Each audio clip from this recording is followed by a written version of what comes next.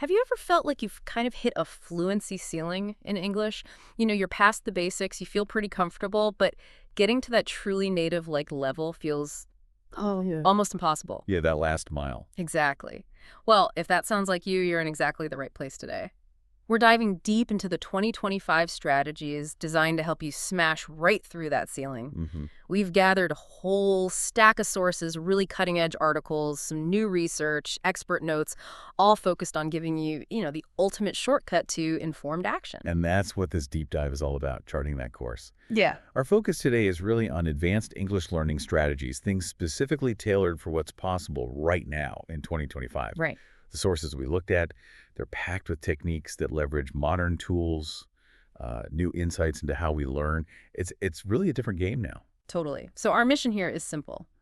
Pull out the absolute best nuggets of knowledge from all this material. We'll zero in on how to use technology like never before, how to build a truly immersive environment basically anywhere. Even from home. Right. And how to build those powerful daily habits for, faster progress. And crucially, how to foster the right mindset to get past those advanced plateaus. You're going to walk away with practical stuff, maybe some surprising facts, and definitely actionable strategies you can use, like today. Let's get into it. Okay. Now, we know you listening in, you're likely way beyond the absolute basics of English. You've built vocabulary, worked on pronunciation, you can hold a conversation, you've put in the work. For sure. This deep dive isn't about going back over those first steps, no. Yeah. We're looking at what makes learning English in 2025 so powerful, especially for you, the advanced learner. How is it different from even 5 or 10 years ago? Good question. Because the landscape has just shifted so much. There are accelerated strategies now that target, the tricky stuff.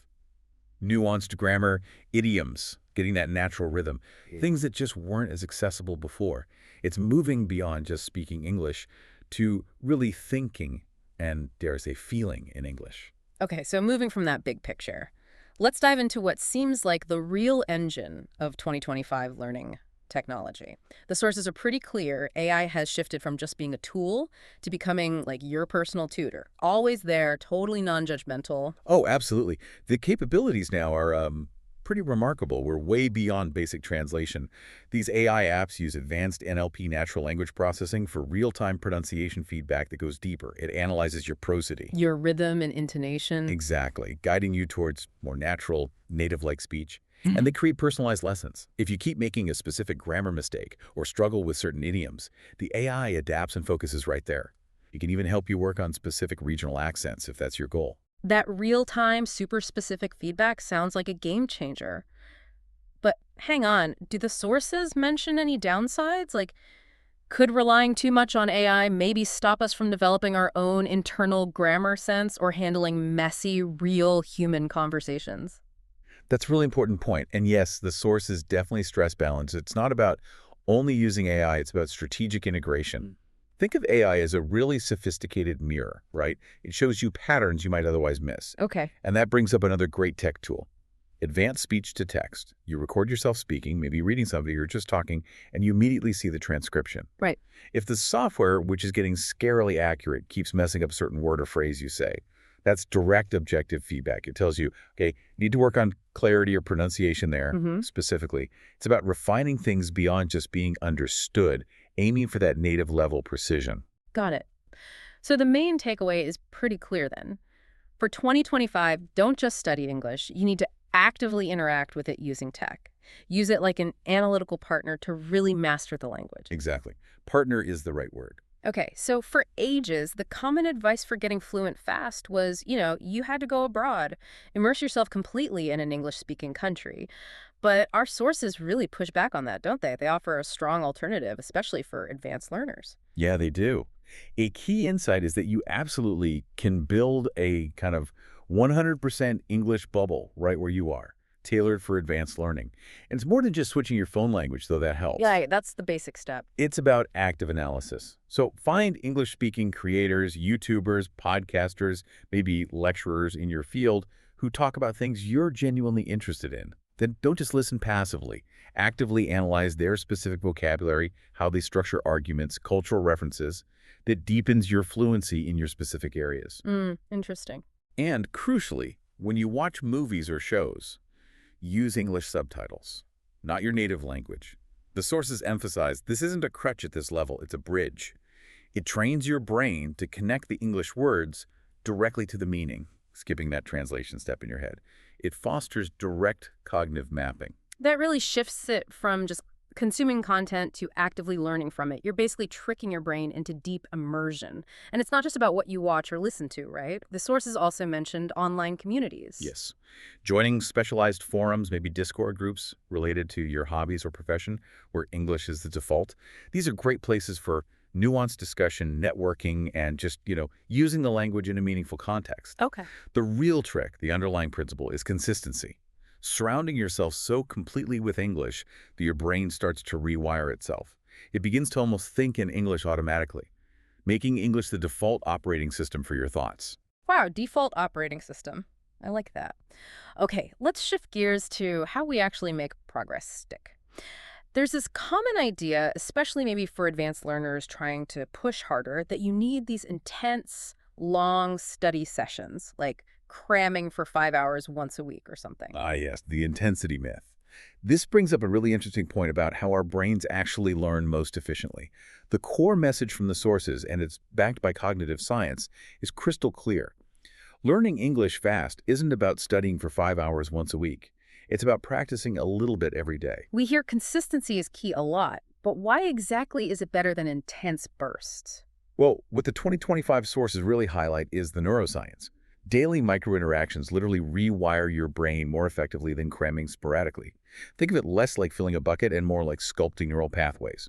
Consistent, gentle pressure works better than infrequent heavy blows.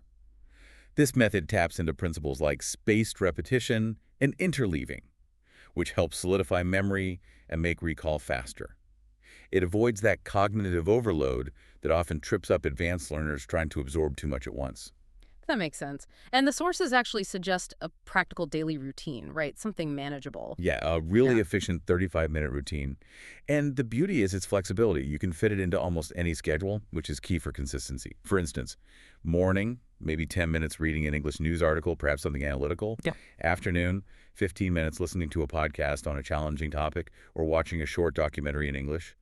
And then evening, just 10 minutes writing a short journal entry, maybe reflecting on a complex idea you encounter during the day. Just 35 minutes total. Exactly. And the why behind it is neurologically solid. That steady, daily repetition strengthens memory pathways. It's not about burning yourself out. It's about making English a small, consistent, non-negotiable part of every day. That's what leads to really significant gains over time, especially in tricky areas like idiomatic usage and sounding natural. Right. Now let's tackle what's often the final, maybe most subtle challenge for advanced learners. Speaking with total confidence. It's often not just basic shyness anymore, is it? No, it's different at this stage. It's that fear of sounding, slightly off, making small, nuanced errors in important situations like work or academic settings, or worrying about that last trace of an accent. But the sources offer a really powerful reframe.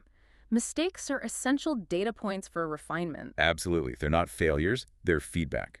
And the sources give some great actionable tips to make advanced speaking practice feel less intimidating. One really effective one is simply talk to yourself in English. Like narrating your day. Well, yes, but for advanced learners, it's about pushing that further. Articulate complex thoughts out loud. Describe processes related to your work or studies. Rehearse arguments or presentations. It builds that ability to speak spontaneously about sophisticated topics. Okay, that makes sense. Private practice for complex stuff. Exactly. And then for more interactive but still private practice, use those advanced AI partners. We talked about chatbots, voice tools. The sources actually recommend using them for structured role-playing. Like what? Like negotiating a business deal, presenting a counter-argument, maybe even debating a complex social issue with the AI. This forces you beyond just recalling words into actually thinking critically and expressing nuances in English. And you get instant non-judgmental feedback on how clearly you express those complex ideas. Taking away the pressure of a live audience, even just one person, must be huge for building confidence in those more demanding scenarios. What else did the sources suggest for bridging that gap to real-world conversations? Another really powerful technique is shadowing. And again, at an advanced level, this isn't just basic mimicry. It's about dissecting and internalizing the music of English. The music? Yeah, the prosody. You listen to a clip, maybe a podcast or a talk, and repeat exactly what the speaker says. but you're consciously copying their tone, their rhythm, how they link words together, the reductions, the weak forms, all those subtle things. Lots of apps let you slow down audio now without changing the pitch, which really helps you analyze and replicate those complex patterns. Detailed mimicry. And finally, for actual human interaction, the sources still recommend finding a speaking buddy on language exchange platforms. But the advice is to specifically look for partners who can offer more nuanced feedback, perhaps discussing specialized topics you both share an interest in. Right, finding the right kind of partners. So the messages, even just 15 minutes a day, focused on these advanced techniques. The self-talk, AI roleplay, shadowing, finding the right buddy, your speaking skills, especially that nuance and naturalness, they'll improve faster than you probably think. Definitely. It's a real motivator for pushing beyond that perceived ceiling. Okay, stepping back a bit. All these tactics, the tech, the immersion, the habits, the speaking practice, they're great. But it feels like there's something holding it all together. What does this all mean for what the sources call the secret ingredient? We're talking about mindset, right? Yeah, mindset. It really does underpin everything else, especially at this advanced stage. If you look at the bigger picture, why do many advanced learners plateau or even give up? It's often not a lack of ability. So what is it? It's usually down to comparing themselves constantly to native speakers or expecting this unrealistic, perfect level of fluency immediately. The sources really hammer home a vital truth. You don't need to be perfect, you just need to be understood with nuance and precision, which, raises a question for you listening. Are you maybe holding yourself back by chasing some impossible standard instead of just embracing growth? That really changes the goalpost, doesn't it? From impossible perfection to just effective, clear, nuanced communication. Kind of reminds me of watching kids learn to talk. How so? Well, they make thousands of mistakes. They babble, they stumble over words, but they just keep going, keep trying, relentlessly tweaking until they get it right. We need that same spirit, not just for basic words, but for mastering the subtleties too. Don't be afraid to sound a bit clunky while you're figuring out a complex phrase. Exactly. And a key insight from the sources is about celebrating nuanced wins.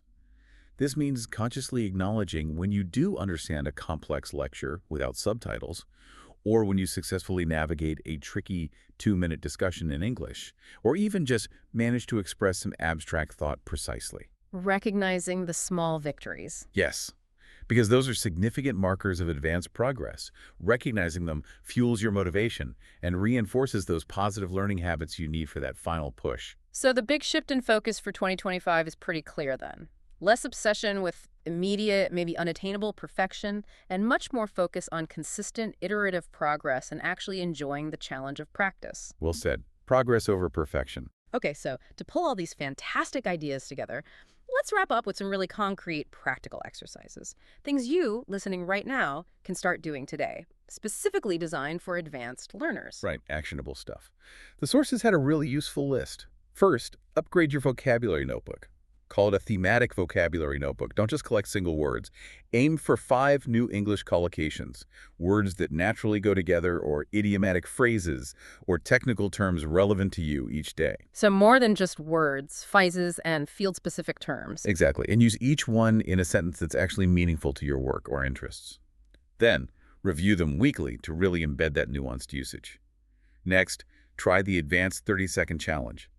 Pick a complex topic, maybe an article you just read, a work challenge, anything, and talk about it in English for 30 seconds straight. Without stopping. Without stopping. The focus isn't on zero mistakes. It's on synthesizing complex ideas, maintaining coherence, keeping the flow going, pushing past hesitation. That sounds challenging, but really effective for building fluency under pressure, even if it's self-imposed. What else? Another great one is analyze and repeat. Choose a short clip. Could be from a high-level podcast, a TED Talk, a news report.